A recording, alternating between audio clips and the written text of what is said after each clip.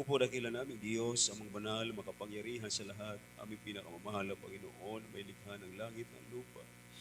Hari ng mga hari at Panginoon, ang Panginoon, hallelujah, kami po, mahal na Panginoon, nagpupuri, nagpapasalamat, banal, hallelujah, sa dakil, mahal na Panginoon, kalakasan, may pinagkakalob sa amin, mahal na Panginoon, hallelujah, sa muli, mahal na Panginoon, pagkakataon, na kami, mahal na Panginoon, din na po sa iyong malagawain, sa pag-iingat, sa bato sa amin, salamat, mahal na Panginoon, sa pagpadama ng iyong matamis, sa presensya, sa paglangis, mahal na Panginoon, sa aming malapin sa nagawa na unang yugto na iyong malagawain.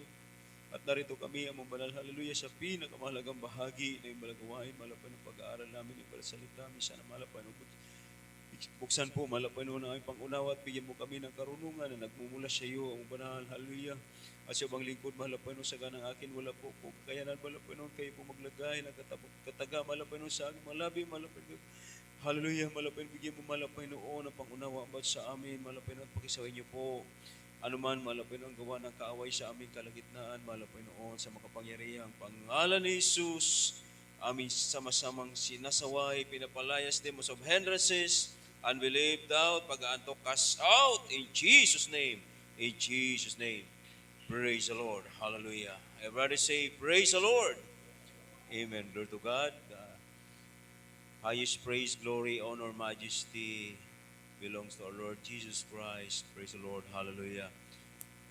Double honor, respect to our beloved parents in the Lord at ating inaalala mga iniwang pangaral at turo ng ating beloved pastor and beloved assistant pastor.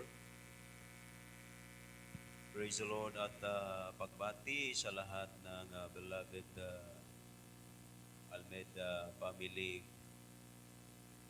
at sa lahat ng mga beloved preacher, beloved workers, beloved choir, visitor.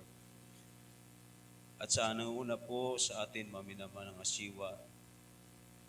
Praise the Lord at sa kanya pong family. At sa iyo lahat mga kapatid, mapagpalang hating gabi maminamahal. Amen. Praise the Lord. Everybody say, praise the Lord. Glory to God.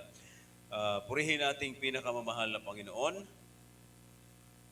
At mga kapatid, tayo po ay narito po sa ating pong pag-aaral ng salita ng ating pinakamamahal na Panginoon. Kaya ihanda po natin ang ating pong mga banal na kasulatan para po mga kapatid sa ating pong pangangailangan ng ating mga kaluluwa. Praise God. At pag-aralan natin mga minamahal ang patungkol po sa bansang Israel mga kapatid.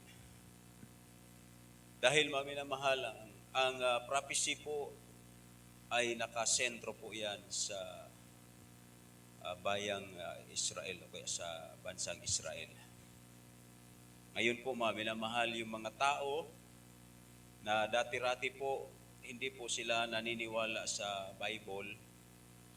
Yung mga tao na mga tinatawag na mga pilosopo mga kapatid,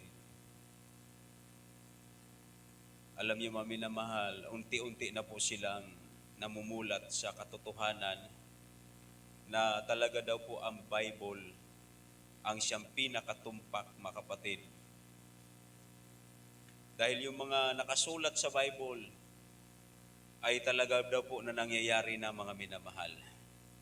Amen?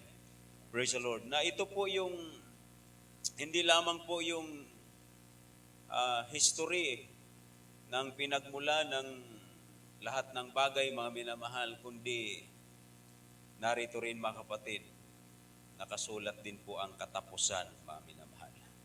Kaya tama ang sabi ng Bible, ang malapay nun is the beginning and is the ending. Amen. Ang malapay nun ang simula at siya po ang wakas. Kaya itong Bible mga kapatid, ito po yung simula at wakas mga kapatid.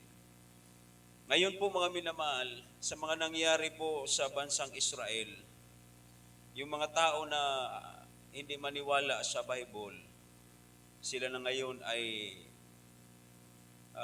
namamangha dahil nung kanilang malaman na lahat pala na nangyayari sa bansang Israel ay nakasulat sa Biblia. Kaya maging yung mga Muslim, mga kapatid, na hindi po naniniwala sa Bible dahil may sarili silang kasulatan, ang mga Muslim po ay napakarami na pong na-convert na naniwala na ang malabayan ng Jesus, siya po ang nag-iisang Diyos. Hallelujah. Palakpakan natin ang ating mahal na Panginoon. Hallelujah. Kaya, ito po yung mga kapatid yung sinasabi sa Bible na sa huling araw, sa huling panahon, marami po ang magbabalik loob sa ating pinakamamahal na Panginoon. Maraming tao, mga minamahal, na hindi po dati kinikilala ang mahal na Panginoon.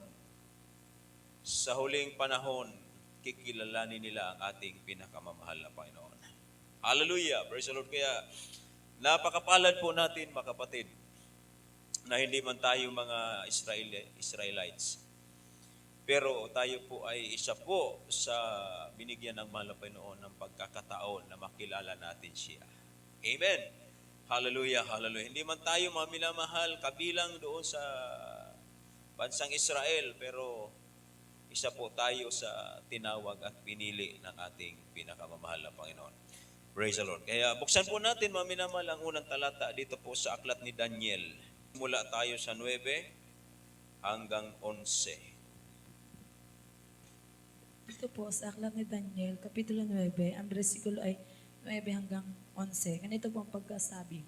Sa Panginoon naming Diyos, ukol ang kaawaan at kapatawaran, sapagkat kami ay nanganghimagsik laban sa Kanya. Hindi man namin tinalima ang tinig ng Panginoon naming Diyos, upang lumakad ng ayon sa Kanyang mga kautusan, na Kanyang inilagay sa harap namin sa pamamagitan ng Kanyang mga lingkod na propeta. Oo, buong Israel ay sumalangsang ng iyong kautusan sa pagtalikod upang wag nilang talimahin ang iyong tinig. Kaya't ang sumpa ay nabuhos sa amin at ang sumpa na nakasulat sa kautusan ni Moises na lingkod ng Diyos sapagkat kami ay nangagkasala laban sa Kaniya. Amen. Yan, di ba? Makapagpalakpak ba tayo sa ating mahal na Panginoon? Di ba yung binigay kay Moses, mga kapatid, na kautusan? Hindi po ito sinunod ng mga Israelita. Kaya nangyari sa kanila, mga minamahal, yung lahat ng mga sinabi ng mahal na Panginoon na darating sa inyo ang sumpa kung hindi niyo tatalimahin ang aking tinig. Amen? Sa Israel po yun, mga kapatid. Nakasulat po yun para sa mga Israelita na inilagay sa harapan nila yung pagpapala at sumpa. Pagpapala kung kanilang tatalimahin, ngunit sumpa kung hindi nila tatalimahin. Kaya ang nangyari sa kanila, mga kapatid, mula nung sila po ay makapasok na doon sa lupang pangako sa Kanaan, pero yung iba, mga minamahal, hindi po nakarating, hindi nakaabot. Dahil po, mga kapatid, sa pagsalangsang sa ating mahal na Panginoon, hindi sila nakaabot. Ngayon, mga minamahal, sila po ay naalipin doon sa Babylonia. Kaya ang sabi ni Prophet Daniel, sa Panginoon naming Diyos, ukol ang kaawaan at kapatawaran sapagkat kami naghimagsik laban sa Kanya. Ni hindi man namin tinalima ang tinig ng Panginoon naming Diyos upang lumakad ayon sa Kanyang mga kautusan na Kanyang inilagay sa harap namin sa pamagitan ng Kanyang mga lingkod na propeta. Oo, buong Israel ay sumalangsang ng iyong kautusan sa pagtalikod upang huwag nilang talimahin ang iyong tinig, kaya't ang sumpa ay nabuhos sa amin at ang sumpa na nakasulat sa kautusan ni Moses na lingkod ng Diyos sapagkat kami nagkasala laban sa Kanya. Kaya di ba, mga minamahal, paulit-ulit, Ito po mga kapatid, yung nangyari sa kanila, ano pa ito? Before Christ pa ito. Mga 500 BC pa. No, napakalayo pa doon sa pagsilang ng tagapagligtas hanggang sa pagsilang ng mahal na Panginoon. Yung iba po mga Israelita, sila pa po ang nagpapako sa ating mahal na Panginoon. Kaya talaga mga kapatid, yung history ng bansang Israel, ito po ang nakasulat sa Bible. Hanggang sa sila po ay nagsipangalat sa mga iba't ibang bansa. Hanggang sa may nakarating sa Pilipinas, may nakarating sa Europe, dito sa Asia, sa Amerika, nagsipangalat sila. Pero ang sabi ng mahal na Panginoon, hindi siya laging makikipagpunyagi sa mga tao. Kaya ang kanyang galit pansamantala lang, mga minamahal. Kaya naawa siya sa bansang Israel na sabi niya, ibabalik ko kayo uli sa aking ipinangako sa inyo na lupain. Kaya ngayon mga kapatid, nakabalik na yung Israel, 1948, nakabalik sila sa kanilang bansa. Sa grabe nilang dinanas na hirap, pinatay yung mga milyon-milyon na Israelita dahil sa pagsuway nila sa kalooban ng mahal na Panginoon. Amen?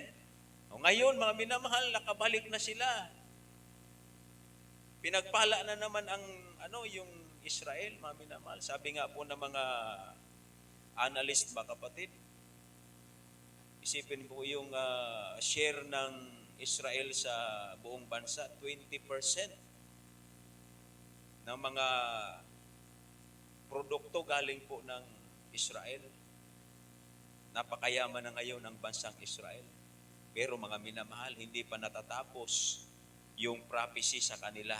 Kasi marami pa po silang dadaan ng gyera sa huling araw na ito. Diba? Yung digmaang Gog at Magog, mga kapatid, dadaanan pa nila yun. Yung digmaan, mga minamahal, ng Armageddon at yung last na gyera, mga kapatid, na ang mahal na Panginoon na po ang makikipaggera, mga kapatid. O kaya siya na po ang tatayo para labanan ang lahat ng mga kumakalaban sa Israel. Amen?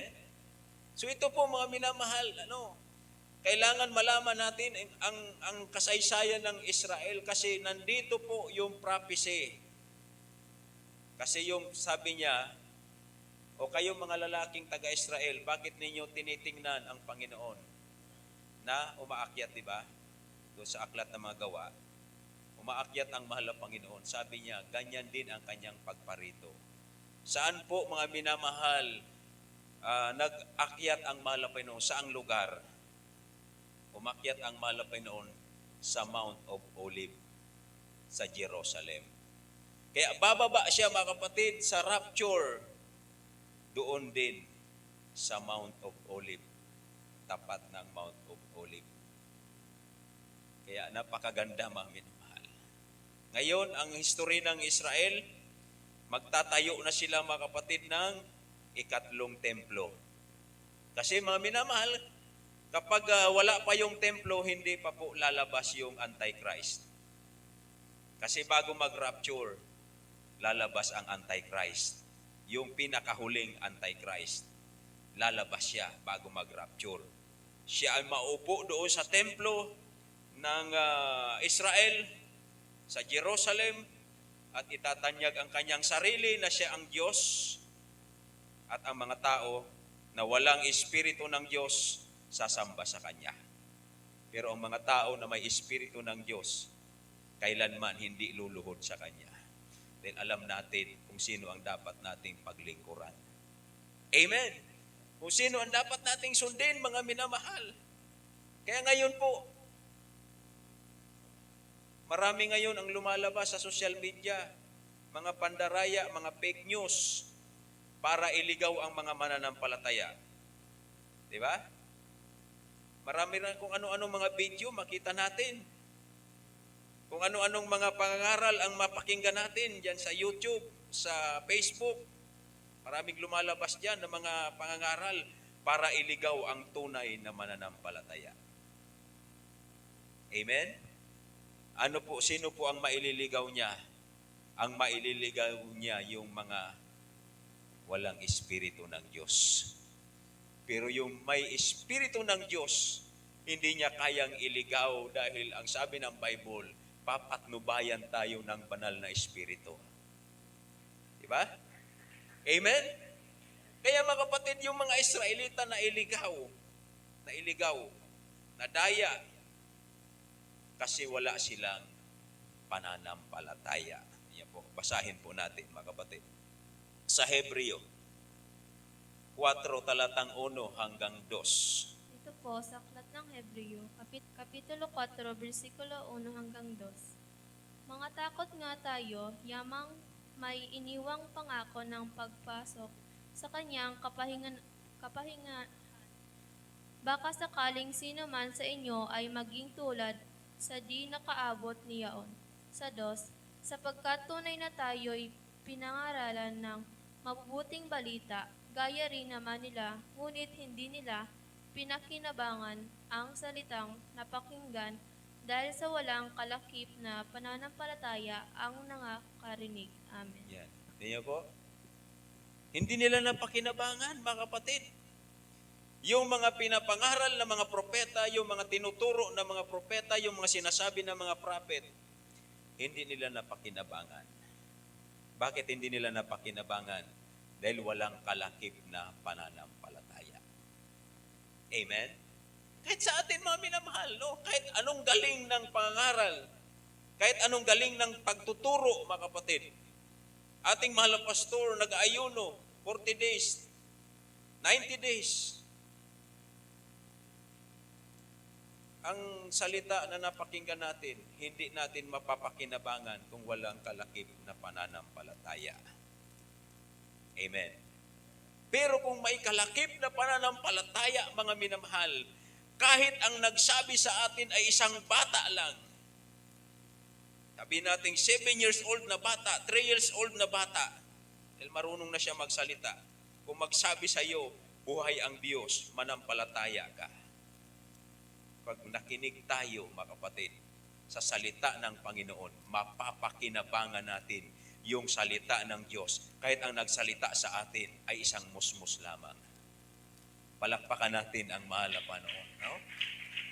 Sabi nga ng ating mahal na kapatid, bihira dumalo, pero ang payo manampalataya ka. Dahil sa Diyos ay walang imposible. O, hindi natin iniidolo ang tao. No? Ang inaano natin doon, yung Word of God, yun ang napakinggan natin. Hindi ibig sabihin, mas magaling sila sa atin, yung ibang tao, ibang mananampalataya. Hindi po yun. Yung Word of God, dahil sa salita ng Diyos, sumampalataya tayo sa salita ng Panginoon, napakinabangan natin. Amen. Pero kung matagal na tayong manampalataya at nakinig tayo doon sa fake news, sa mga maling balita, sa mga chismis, doon tayo nakinig, hindi natin mapapakinabangan yung Word of God. Di ba? Kaya marami mga minamahal, maraming natitisod, marami nang hina, kasi ang pinapakinggan nila yung maling balita. Pero pag ang napakinggan natin good news, salita ng Diyos, hindi tayo matitisod. Mananatili tayo sa ating mahal na Panginoon kasi mapapakinabangan natin ang salita na ipinangaral sa atin. Maalala natin ito mga minamahal, pag nasa time ka ng pagsubok, nasa time ka ng karamdaman, maalala mo ang Word of God. Ang mahal na Panginoon makapangyarihan. Pero pag hindi mo ito naalala at ang naalala mo ang doktor, manggagamot, o kaya ang tao, lumapit ka na sa mga tao, nagtiwala ka na sa tao, itong salita ng Diyos, hindi mo ito mapakinabangan. Dahil walang kalakip na pananampalataya. Amen. O, bakit mga minamahal nakarating si Caleb at si Joshua doon sa lupang pangako sa Kanaan? Dahil sila po, sumampalataya sila sa propeta ng Diyos kay Moses at sumampalataya sila sa ating pinakamamahal na Panginoon. Hindi sila nagreklamo mga minamahal, hindi sila nagmurmur, hindi sila nagbulong-bulungan. Okay, ito mga kapatid, bakit hindi po nakarating yung mga Israelita? Basahin po natin sa 1 Corinthians 10. Simula tayo sa 1 hanggang 11. Ito po sa aklat ng mga unang Korinto, Kapitulo 10, versikulo 1 hanggang 11. Sa 1, sapagkat hindi ko ibig mga kapatid na di ninyo maalaman na ang ating mga magulang ay nangagpasa ilalim ng alapaap at ang lahat ay nagsitawid sa dagat. At lahat ay bautismuhan kay Moises sa alapaap at sa dagat. At lahat ng nagsikain ng isang pagkain ding ayon sa Espiritu, at lahat ay nagsiinom ng isang inumin ding ayon sa Espiritu, sapagkat nagsiinom sa batong ayon sa Espiritu na sumunod sa kanila at ang batong yaon ay si Kristo. Ito po sa 5. Bagaman ang karamihan sa kanila ay hindi nakalugod sa Diyos sapagkat sila'y ibinuwal sa ilang. Ang mga bagay na ito ay pawang naging mga halimbawa sa atin upang huwag tayong pagsipagnasa ng mga bagay na masama na gaya naman nila na nagsipagnasa. Ni huwag din naman tayong mapagsamba sa mga Diyos-Diyosan gaya niyaong ilan sa kanila. Ayon sa nasusulat, naupo ang bayan upang magsikain at magsiinom, at nagsitindig upang magsipagsayaw. Sa 8, ni huwag din naman tayong makikiapid, na gaya ng ilan sa kanila na nangakiapid. At ang nangabuwal sa isang araw ay 23,000. Sa 9, ni huwag din naman nating tuksuhin ang Panginoon, na gaya ng pagkatukso ng ilan sa kanila, at nangapahamak sa pamamagitan ng mga ahas. Sa 10, ni huwag din kayong mga bulong-bulungan na gaya ng ilan sa kanila na nangagbulungan at nangapahamak sa pamamagitan ng mga mangwawasak. Sa 11, ang mga bagay na ito ay nangyari sa kanila na pinakahalimbawa at pawang nangasulat sa pagpapaalaala sa atin ng mga dinatnan ng katapusan ng mga panahon. Amen. Diba? Praise the Lord. Palakpakan natin ang ating pinakamamahal na Panginoon. Everybody say, praise the Lord. No? Parehas mga minamahal. Yung history ng Israel, magkaiba lang kasi tayo ngayon spiritual. Kasi sila noon literal.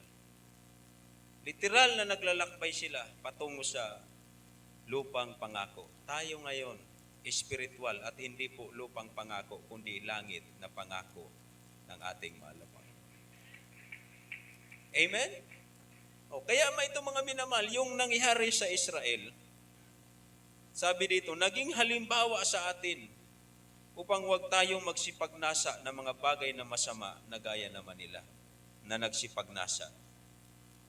Sa verse 11, ang mga bagay ng ito nangyari sa kanila, pinakahalimbawa na pawang nasulat sa pagpapaalala sa atin na mga dinatna ng katapusan ng mga panahon. Sino po tinutukoy dito? Tayo ngayon na mga mananampalataya.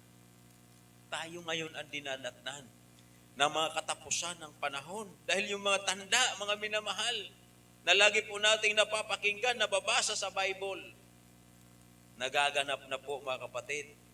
Amen? Yung mga digmaan, mga minamahal, yung lindol, yung mga kagutom. Yan. Nangyayari po yan mga kapatid dahil na po ay nakasulat na po sa banal na kasulatan. Ngayon po, saan po tayo pinapaiwas ng mahal na Panginoon? Pinapaiwas tayo dito sa ganitong mga gawain.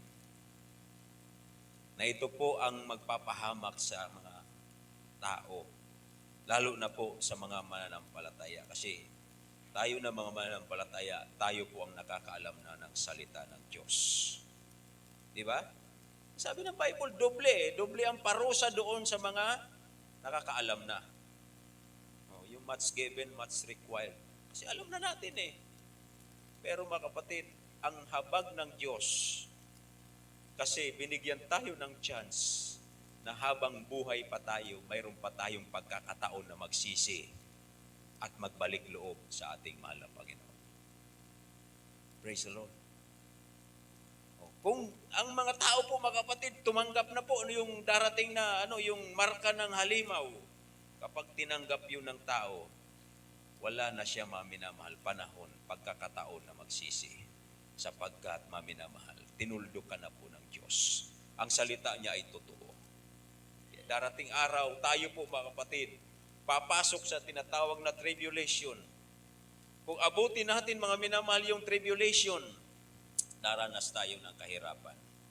Pero sabi ni Pablo, pinauna niya na, yung kahirapan na daranasin natin, hindi kayang itumbas sa ibibigay sa atin ng Panginoon.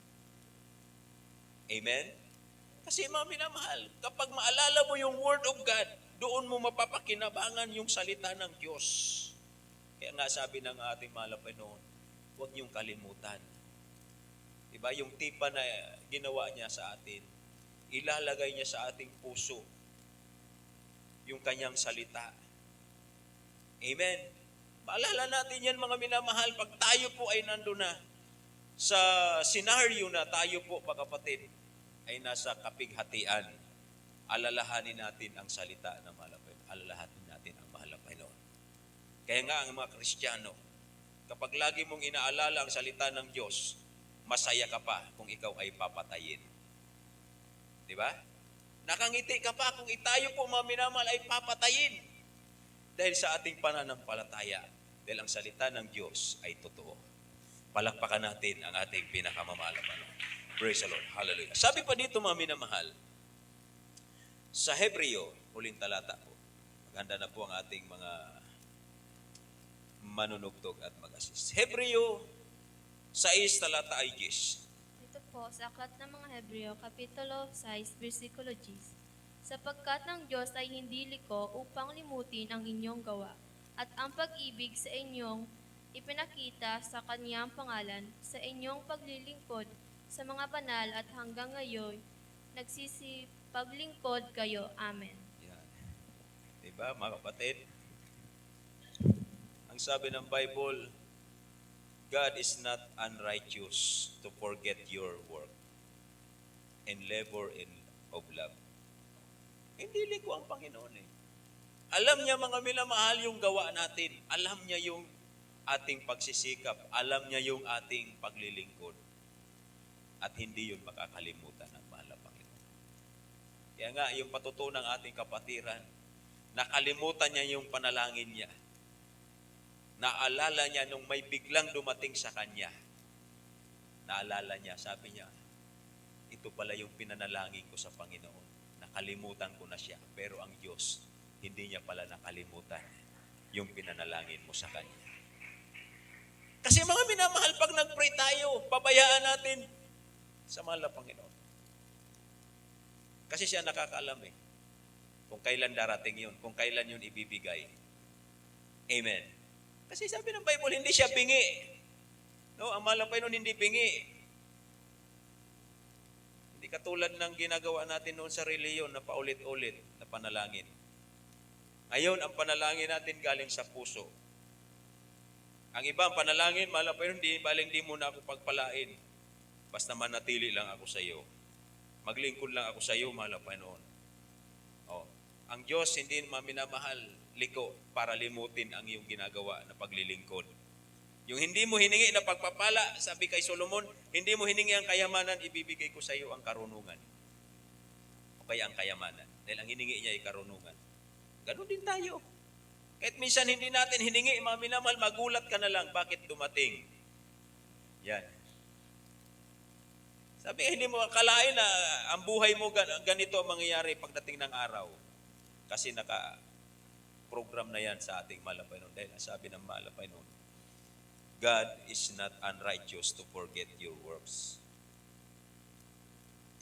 Napakaliit na bagay ginagawa natin na walang murmuring. Kasi mga minamahal, yung mga ginagawa natin na mga bagay na pag may reklamo, parang walang, walang reward. Kasi nagreklamo tayo eh. Minsan mapahamak pa tayo, pero kahit pagod ka na, kahit parang nahirapan ka na, pero tuloy ka lang, wala kang reklamo, mahal, bibigyan mo kong kalakasan, gusto ko pa gumampan para sa iyong gawain. Grabe, mga minamahal, mamamangha ka, magugulat ka. Dahil para ka, mga minamahal, hindi napapagod. Di ba? Minsan maghapon ka na, magdamag ka pa, nag-overnight ka pa, kinabukasan maghayo ka pa. Parang walang kapaguran dahil ang malapay nun na pala yung kumikilo sa buhay natin. Amen. Praise the Lord. Everybody say, praise the Lord. Hallelujah. Ito po, mga minamahal, ang tandaan po natin na wala pong maitatago sa ating mahal na Panginoon. Alam niya ang isip natin, puso natin, na ginagawa natin. Kahit lihim, kahit walang taong makakita, nababasa yan, nalaman yan ng ating mahal na Panginoon. Alam niya kung nagsisisi tayo, alam niya kung seryoso tayo. Alam niya, mga minamahal, kung ano po ang pagpunta natin sa gawain na ito, alam niya kung ano po ang gagawin natin. Amen. Praise the Lord. Kaya naman, mga minamahal, pag buong puso tayo, hindi tayo pababayaan ng ating mahal na Panginoon. No? Sabi nga, mga minamahal, sabi ko nga, sa mahal na Panginoon, wala na pong pasok. Pero yung bayaran namin, the same pa rin. Hindi nagbabago. Pero alam, napakabuti ng Diyos. Sabi ng Bible, hindi siya liko para kalimutan ng ating magawa. Ganon din mga minamahal. Always, God always supply. Alam niya yung pangailangan natin. Supply our needs, mga kapatid. Kaya pag oras na, mahal na Panginoon, ganitong araw, kailangan na namin magbayad. Mamangha ka na lang. Dahil nandyan na biglang dumarating, mga kapatid. Hallelujah. Hallelujah. Salamat sa ating pinakamamahal na Panginoon. At hanggang dito na lamang, maminamahal. Ang lahat po na pagpupuri at pasasalamat sa ating dakilang Diyos. Tayo po, mga kapatid, umawit muna sa ating mahal na Panginoon bago po tayo sa ating pong panalangin. Hallelujah. Hallelujah.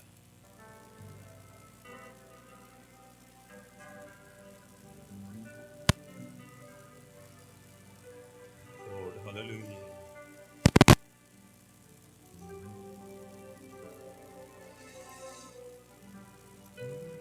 Nais ko inasa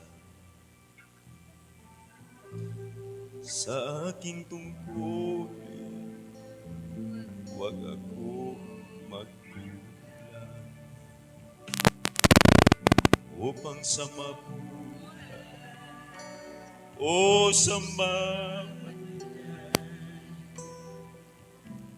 ay mabigyan kita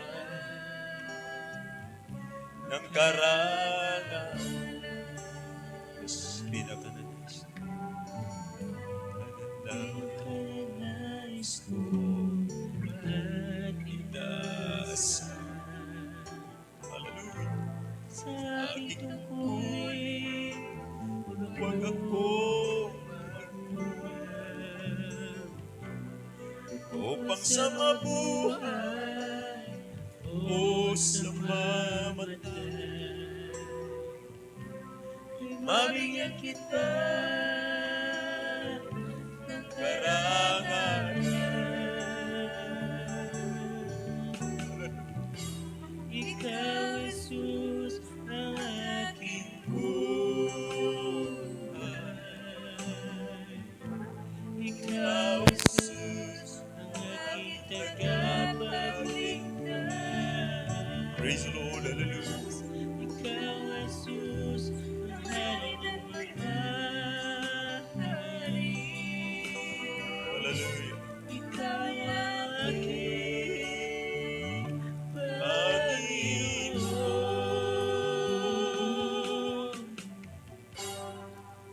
Di sapat ang aking ginagawa upang masunod ang iyong kalooban. Hallelujah. Kaya't kung lakas at pagsisikap at ika'y aking maparangalan. Ikaw, Jesus, ang aking buhay.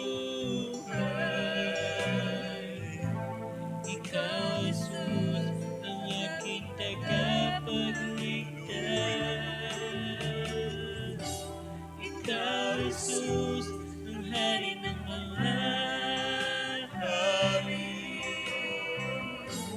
Ikaw ang aking Panginoon. Ikaw, Jesus, ang aking buhay. Ikaw, Jesus, ang aking tagapagligtas. Ikaw, Jesus, ang hari ng mga hari.